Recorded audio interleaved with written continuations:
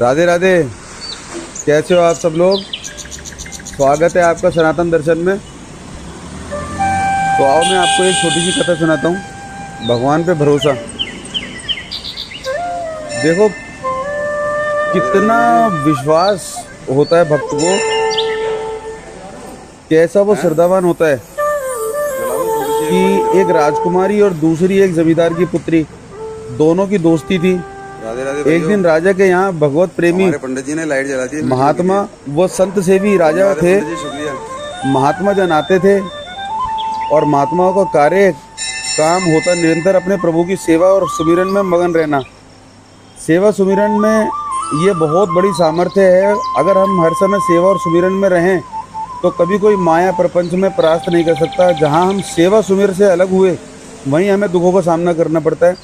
भगवान का शालिग्राम स्वरूप उनके पास था, भाव से सेवा कर रहे थे और नवीन अवस्था की कोमल हृदय वाली ये दोनों सखियाँ देख रही थी। इनके मन में आया, ऐसे हम भी ठाकुर की सेवा करेंगे। देखने से सुनने से हमारे हृदय में प्रभाव पड़ता है। गंदी बातें देखेंगे, गंदी बातें सुनेंगे, उसी का चिंतन होगा, हृदय गंदे आचरण की प्रेरणा वाला बन जाएगा। अगर हम भागवत की बात सुनेंगे, भागवत के दर्शन करेंगे तो भागवत चिंतन होगा, हृदय के अंदर भागवत प्रेरणा वाला बल जाएगा। और कई दिन संत भगवान के रुके, रोज सेवा कीर्तन कथा सरल हृदय, और उन दोनों सखियों से बात आएगी। चल कर के संत भगवान से कहते हैं हमको भी ठाकुर जी दीजिए। दोनों ने चरण पकड़कर प्रार्थना की, गुरुदेव हमारे हृदय में भी इच्छा हो रही है कि हमें ठाकुर सेवा मिले।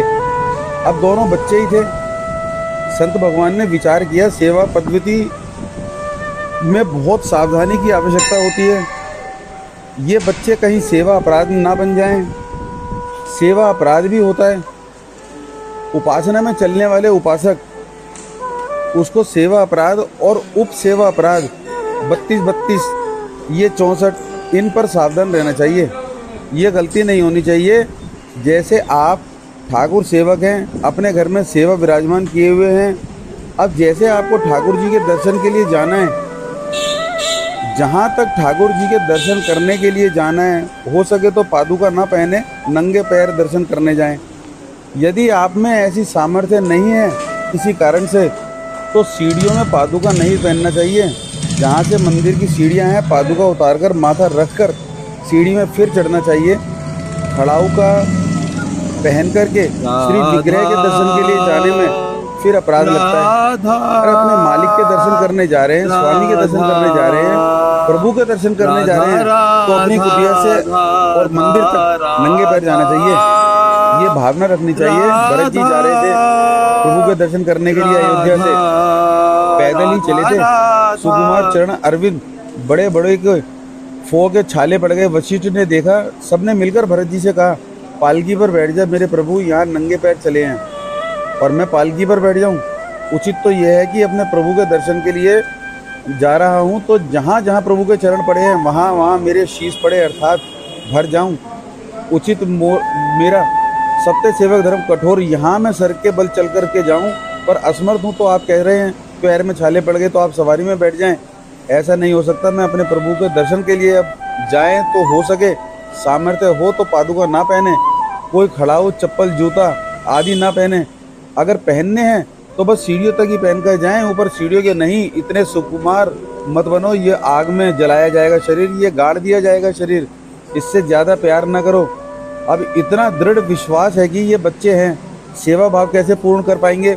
तो उन संत भगवान ने दोनों बच्चियों से कहा कल ठाकुर जी लाएंगे, हम आपको दे देंगे। तो गाँव में घूमे तो आसपास गोले गोले से पत्थर मिले, पत्थर लाए दो और कहा कि ये लो तुम ठाकुर जी। दोनों को देखकर गुरु वचनों पर और गुरु प्रदत्त सेवा प्रस्तुत पर कितना भाव होना चाहिए। उन्होंने दृढ़ विश्वास किया कि मुझे भगवान गुरुदेव ने दिया है, ये तो भगवान है मेरे। दोनों ने अपने हृदय से लगाया। अब एक जमींदार की पुत्री थी, दूसरी राजकुमारी। स्वर्ण के सिंहासन में उनका नाम रख मिला शिल पिल्ले ठाकुर। शिल पत्थर ऊ कहा तुम्हारे ठाकुर का नाम शिल्पे गोविंद है। दोनों सिंहासन पर रखकर आराधना करती रही। प्रतिपल बढ़ता गया नाम निरंतर जब गुरु का प्रदत्त ठाकुर पर विशेष चमत्कार हृदय में प्रकट होता। यदि उन्हीं की नियमावली से चलें अपने मन से बाजार से खरीद लाएं विराजमान किए हुए, कभी सेवा कभी कभी की नहीं, वो भी अच्छा है, कम से कम भागवत भाव तो है। लेकिन सिद्धि जो प्राप्त होती है वह गुरु कृपा से, गुरु प्रदत्त ठाकुर से। जैसे धन्ना जी को भांग के बट्टे में ठाकुर जी प्रकाशित हो गए, गुरु प्रदत्त। अब ये सखियां जब बड़ी हुई तो इनके ब्याह की बात आई, तो जो राजकुमारी थी उनका राजकुमार से किसी ब्याह में तय हो गया। अपने माता पिता से जब विदाई ली तो अपने ठाकुर जी को सिंहासन में थे, सिंहासन से सेठ एक सुंदर पेटी में ऐसे और गोद में रखकर अंदर ही अंदर जल रहे हैं कि प्रभु मैंने प्रीतम आपको माना है। संसार के व्यवहार में ये प्रीतम बना हुआ है, पर प्रभु हमारे प्रीतम दो नहीं है। हमने हृदय से आपको ही अपना इसी विचार से बड़ी उदास हैं।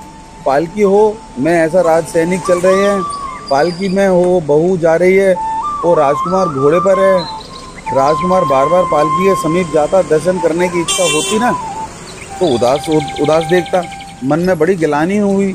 उसने कहा एक नदी थी, उसने कहा यहाँ हम थोड़ी देर विश्राम करना चाहते हैं, राजकुमारी की पालकी रखी जाए।